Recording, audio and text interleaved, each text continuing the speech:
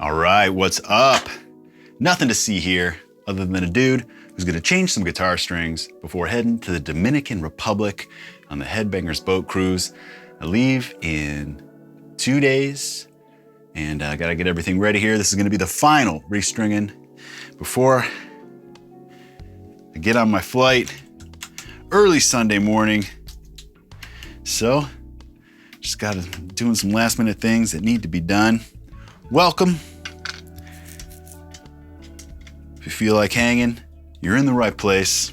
I'm sure I got a story or two, a tip or two, or just, you just like hanging in the shop like I do, right? I don't know why I always gotta give a little intro to all this stuff, If you clicked on it, you're here for a reason, I'm sure.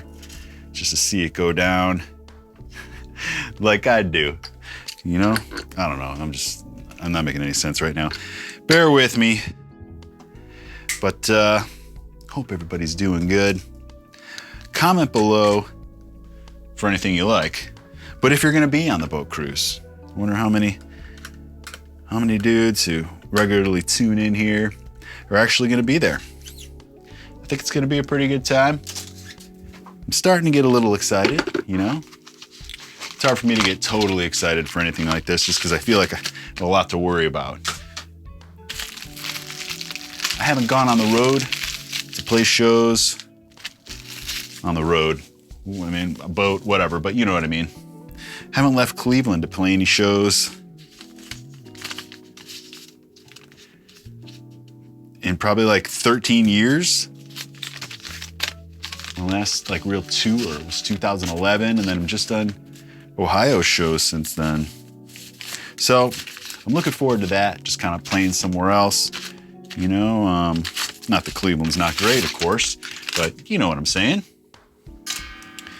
Just heading out. And this is gonna be a brand new experience. I've never been on a cruise, let alone played over the open seas on a moving vessel. So that's definitely gonna be an experience. I think I'm looking forward to the buffets, maybe the casinos, jamming, of course. Yeah, camaraderie, chilling, hanging, planning to do some Everything He Loves while I'm there. I'm bringing my stuff, put together a little portable rig recently. And hope to get Matt DeVries for his second appearance on the show. It's been too long. I think the last one was maybe right at the beginning of COVID.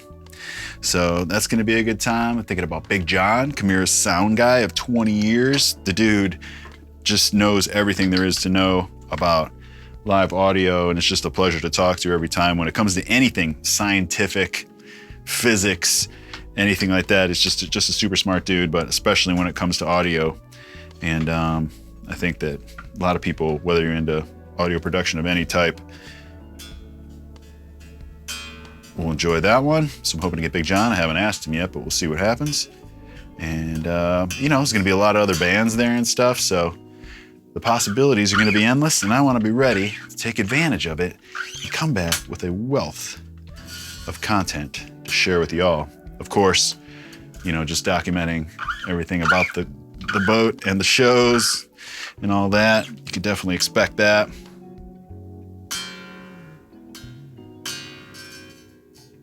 So first up here, Jackson Virtuoso. I think this is gonna be my main. Just used it during rehearsals and it just feels good. I'm just going with what feels good at the time. And this one is currently treating me right.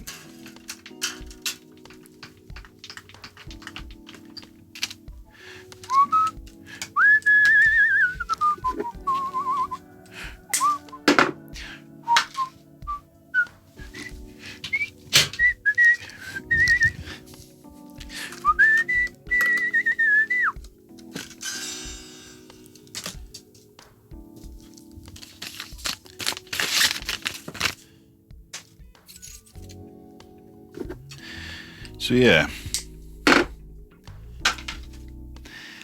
something I figure I'll mention here while I'm thinking about it. I'm I'm not going to be making any bridge height adjustments, but I've seen some questions recently about making action adjustments. Action, I think of as, you know, how the strings feel on the neck based on the distance of the strings from the neck, from the fretboard. And I like a nice low action. I think it's just easier to play, faster, more comfortable. Nothing worse than being in a Walmart or whatever, picking up one of those acoustics or some dude's old acoustic that he's had in his attic for whatever, and the strings are like this high off the fretboard, you know? Remember those back in the day? But anyways, I did a truss rod adjustment video, of which I'm very proud of because I think it's just a lot of great information that I wish I would have had coming up. And I'm happy to share with you guys now that I know how to deal with truss rods and making sure your neck is nice and straight. But anyways, in that video, I mentioned that I try to do all my neck adjustments from the truss rod itself and not from the bridge. I will make bridge adjustments if necessary, but I try to do what I need to do first by just adjusting the truss rod, whether it's here on a lot of guitars or this particular one happens to be right there, which I prefer because it's so much easier access than having to take the truss rod cover off and get in there and all that. So I'm glad this one's here. I did a tiny one right before I got started. I just thought I wanted it a little bit straighter, so I just gave it a tiny crank clockwise to straighten it out a little bit. But had I wanted to do it from the bridge, which I have been doing a couple, a little more recently, it's no problem. Here's the point I'm getting at. All I do is just do an equal adjustment to each side of these bridge screws here. And some guys were asking, oh, I hear that can damage the guitar and stuff, you know, and I don't think that's true at all. Like, why would there be adjustments there if adjusting them is going to cause damage to the guitar? They're there to raise or lower your bridge however you'd like. So I just kind of keep it even, or what the guitar came set up as. It doesn't necessarily have to be completely parallel to the body going this way. I like the bridge this way parallel to the body for adjusting your float, you know? But in terms of its height, like this, sometimes the bass side's a little bit higher.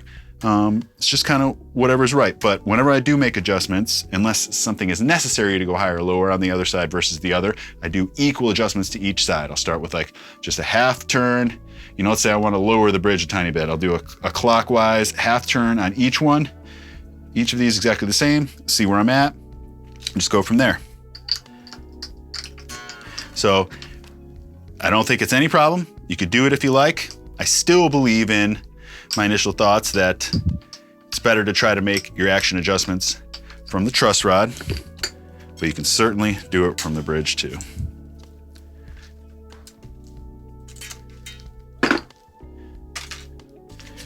Who else has a question?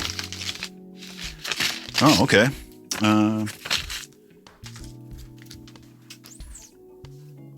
How often do I change my strings? Great question. I love the feel and sound of new strings, so I change them quite often.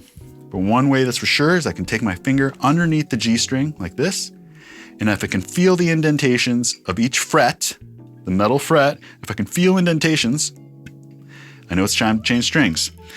If you feel them just barely, it's kind of okay. But once they start digging in there, you know they've been played for a while and they're starting to get those indentations from the frets. And to me, that's always a great indication that it's time to change. I know lots of people though want to stretch their dollars, you know, and get the strings to last as long as possible. And so by all means, do that. And I would too. But like I said, I like the feel and sound of new strings. I'll definitely restring before any important recording session because I feel that brand new strings that are properly broken in stay in tune better than old ass strings. There is a sweet spot. Say you've had your strings on for a couple weeks, you know, and they're just really settled in. Tuning stability is usually like the greatest right then. You know, but if they've been on there for too long, it's kind of like they don't hold their true tension or strength like they were designed to, and your tuning can alter here and there. Gauges, if you're watching this, you know, but I use 11 through 52 for all my tunings.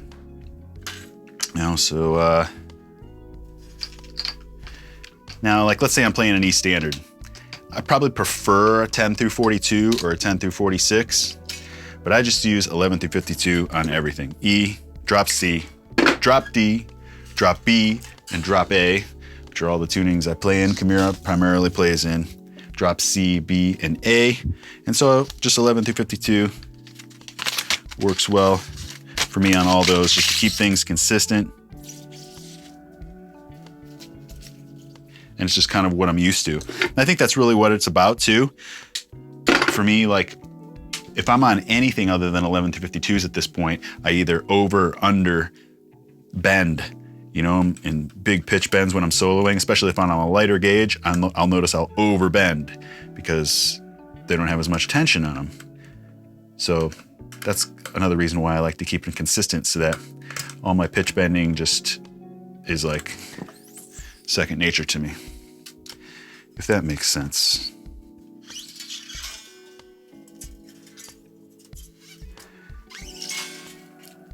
Do I go string by string like I'm doing right now, or do I take the strings off completely? I take the strings off completely every once in a while, just when I want to get a deep cleaning into the guitar, when I want to be able to get at the fretboard more, or really into the nooks and crannies, like in your bridge and around the pickups and stuff like that.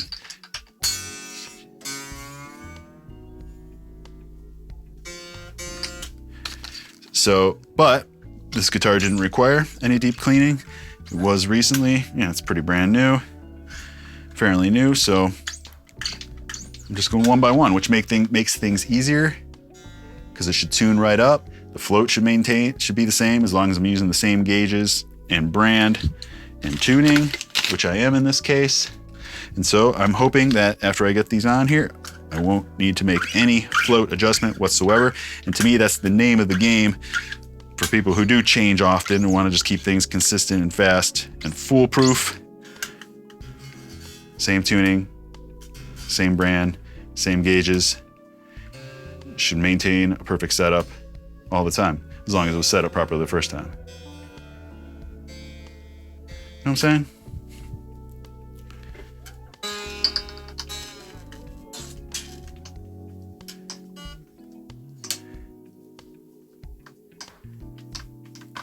Man, I saw this drummer last night. Didn't see him. DeVries showed him to me on Instagram. And I went down this rabbit hole and watched like 20 of his videos, and then went over to his YouTube channel. I think his name is Eric Moore II. Oh shit, my phone is recording this angle right now. I can't look at it. I think his name is Eric Moore II. I will flash it on the screen. Well, I'm editing this video here so you guys can see, but dude, you guys gotta check this guy out. He has gotta be the most incredible drummer I may have ever seen. Totally wild. And I could tell, he just does like a lot of like anything you could think of, but like a lot of pop stuff and just sick ass pop beats to cool songs, like even like dubstep and stuff like that. But I could tell he's got some metal in him too. I hear him like break out and do Meshuggah beats and stuff every once in a while. But you could just tell he's wasting his talent on that because he's capable of just the most incredible shit. Trust me, check this guy out. I love coming across just dudes like this that are fucking incredible at something, whether it's drums or guitar or sports, whatever.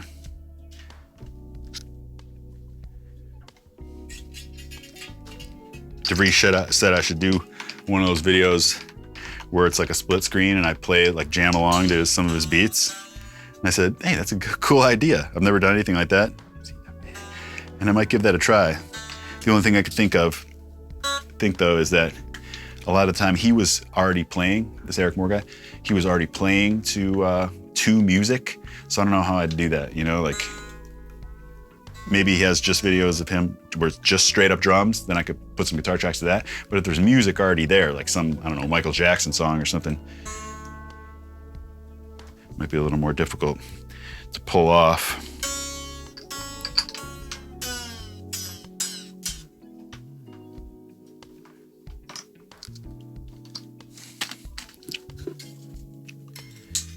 Yeah, so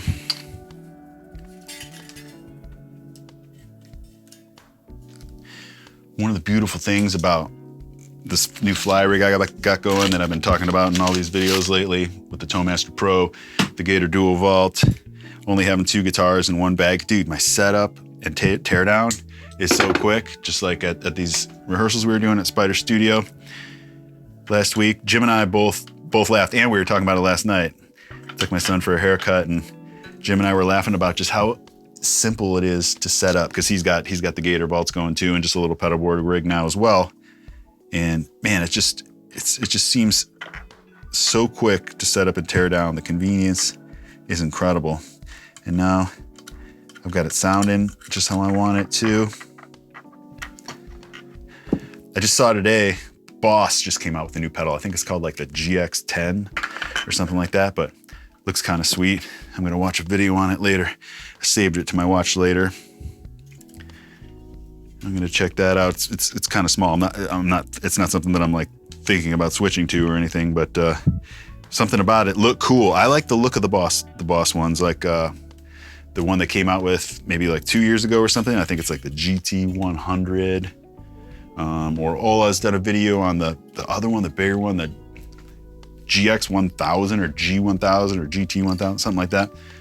But I don't know. I've always liked Boss stuff, like the Boss pedals, right? There's a look about them. But the multi-effects unit, and I had this one, I can't remember what it is. It was like gold or something way back in the day. If I can find it, I'll flash it on the screen. Let me know if you had it too. All right.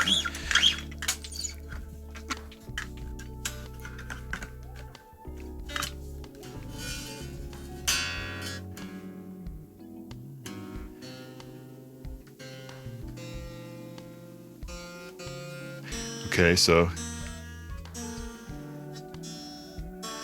we're pretty close here. It's another thing about changing string by string. You could tune as you go, like you guys saw me doing, and by the time you're done, everything's pretty much ready in tune. Let's take a look at my float. I know you guys can't see it.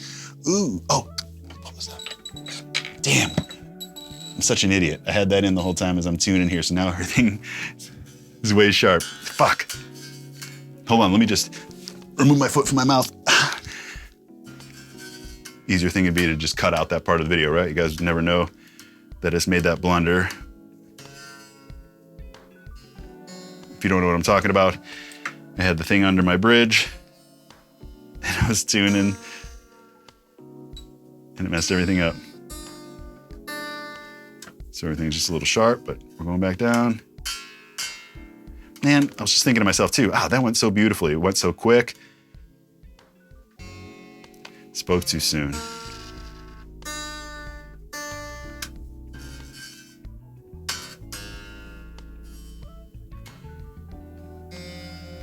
Man, this is so sharp. I fear now that my bridge might need an adjustment. It could also because I did that slight truss rod adjustment right before the video, but I mean, it was so minor. But any adjustment you make is definitely gonna have an effect on the float. I got something interesting. It looks great. I know you guys can't see that, but you gotta trust me, it looks great. We're in good shape. But here's gonna be a controversial topic. Something I've been thinking about a lot lately. A lot of time I do these setup videos and guys ask, what about intonation? And trust me, I like a well-intonated guitar as much as the rest of us. If you don't know what that means, you probably do if you're watching this, but if you don't, my definition is maintaining the most consistent pitch possible all across the fretboard. So a C here is the same as a C here, is the same as a C here, and here, and here, and here, and right there. Sorry, took me a sec to find. And that makes chords sound better because each string and each note is just in a little better tune. But here's what's controversial. I didn't start intonating my guitars until my career with Camaro was over, and long after that. It's just something I never thought about at all before. Point is, it's really not that important. And that's what's gonna be controversial. If you know how to make riffs and notes sound good with your hands and your heart and your mind, it just isn't as important. Of course, it is good, but I consider it like a luxury. So do I go through the process of intonating my guitars every single time I tune them? Not a chance. I may, after a giant gauge change, like if I'm gonna put on some crazy gauges, then I probably will. Probably will too if I change brands, because it could just be different, but it just isn't as important as so many other things, I guess, is part of my point there too. It's definitely not gonna make or break things. Makes things easier when you're recording and all of your chords are under a microscope, of course. That's another time that I'll definitely intonate before anything important. I put extra time and care. Any recording that's gonna be something important, I put extra time and care into the guitar setup just to make sure it's absolutely perfect. Well, only because you're gonna get better results out of that.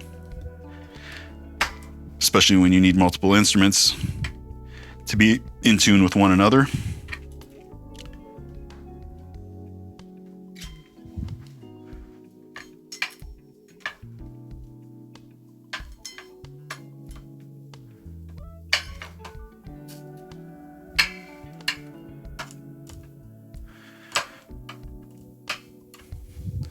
All right.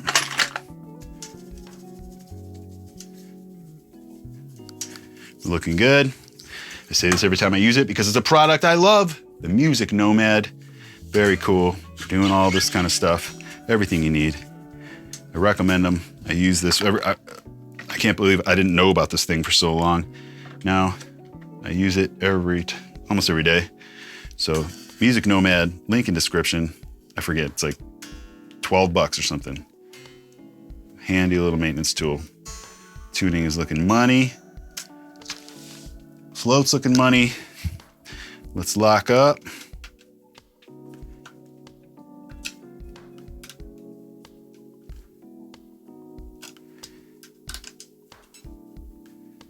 All right, this one is nearly complete. I forgot to do my fine tuners though. It's because I'm sitting here talking. Damn it. So I'm probably gonna have to redo this. Look at me, I look like such an amateur. It's only gonna take a sec though. And again, these little mistakes I make are only because I'm sitting here trying to think of things to say, you know? Rather than concentrating on the task at hand. But I'm not complaining. I enjoy sharing all I can. I wish we could have a conversation though, you know what I'm saying? It's just me talking.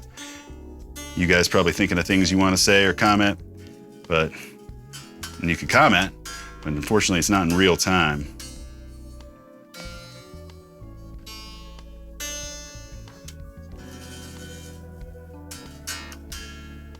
When I'm doing this, before I lock the nut, I like to go the tiniest bit flat.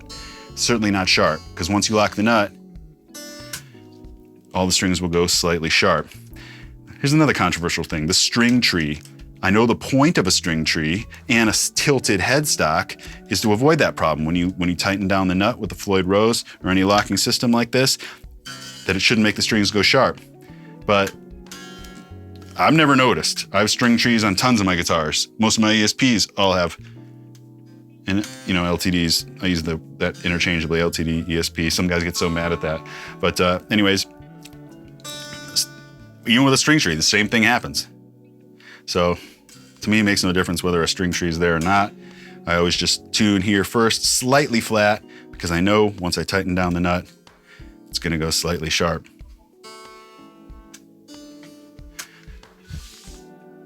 Beautiful, everything's looking good. Actually, we'll see what happens with that. I could make the tiniest adjustment, but I'm not going to. I'm gonna let it sit for the rest of the day. As those strings work themselves in or get used to their new companion, which is this guitar.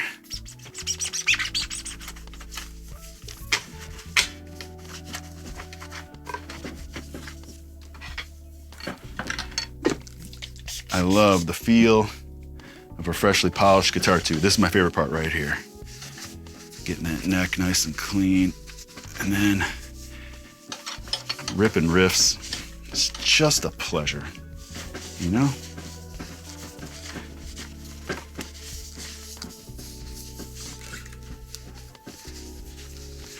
All right.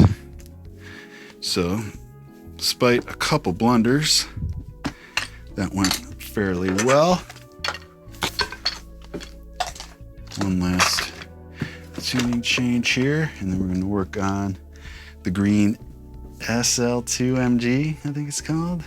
Although, I'm having second thoughts right now about something I'll explain in a moment. Excelente.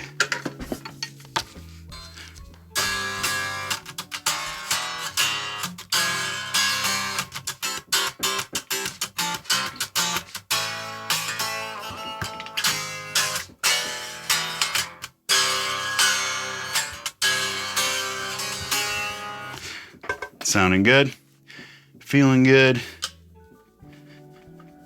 and we're good to go. So here's just what I was having second thoughts about. As I break this out, we are currently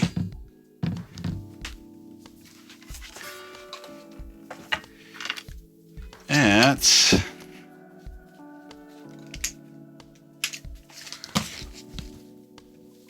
we're already about a half hour for this video, assuming I don't make any cuts. And I don't know if I have enough more to say as I go through this one here. I don't want to bore you. So I'll tell you what, I hope you're not disappointed in this. If you are, let me know. Say, man, I really wish you would have just taken the time to take us through the restring of the green SL2. And then I'll know better for next time. But I figure you guys have probably had your fill. I'm just gonna do the exact same thing to this one right now that I did to the Virtuoso, just a restring and a clean. And I hope I'm making the right choice here by cutting the video short, cutting it off here now, because you've probably seen enough.